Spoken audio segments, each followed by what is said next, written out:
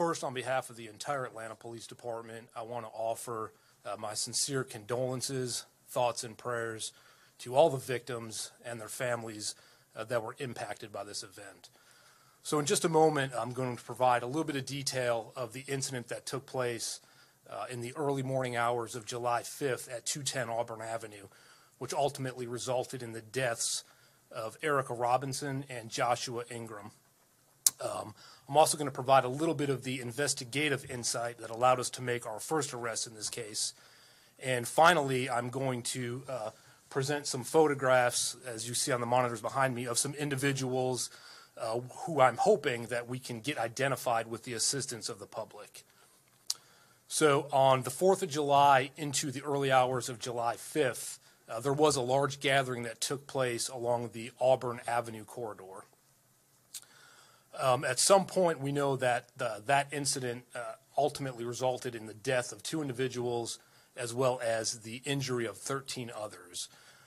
Concluding this incident, we were able to go through and look at some surveillance footage, and we noticed that initially, prior to 2 a.m., that this entire event seemed nonviolent. So one of our first objectives was to identify a turning point or an incident that took place that changed the dynamics of this incident, ultimately leading to the shooting. And we were able to identify our suspect who was arrested in this case, DeAndre Brown. Mr. Brown was conducting a series of reckless driving events at the intersection of Auburn Avenue and Jesse Hill Jr. Drive. Throughout the process of that reckless driving, his blue Camaro struck 2 vehicles and then hit a pedestrian who was standing in that intersection.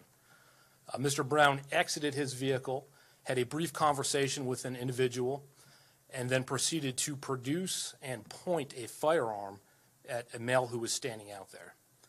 Immediately following that aggravated assault of pointing a weapon at another individual, multiple individuals in the crowd, and these gentlemen that you could see on the monitors behind me, opened fire, resulting in the deaths of Erica Robinson and Joshua Ingram.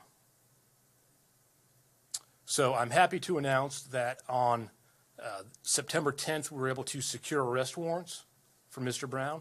And on the 13th, he was actually taken into custody by our Zone 2 patrol units up on Sidney Marcus Boulevard.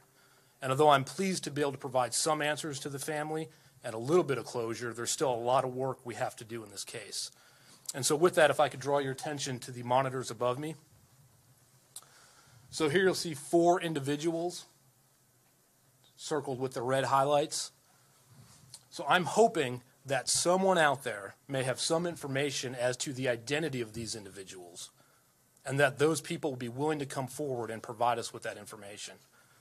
In addition, we know there were many witnesses on scene. Numerous of them we have not had the opportunity to speak with.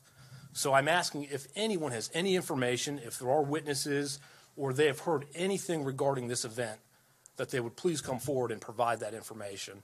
And hopefully we'll be able to continue to provide more closure to these grieving families. Any questions?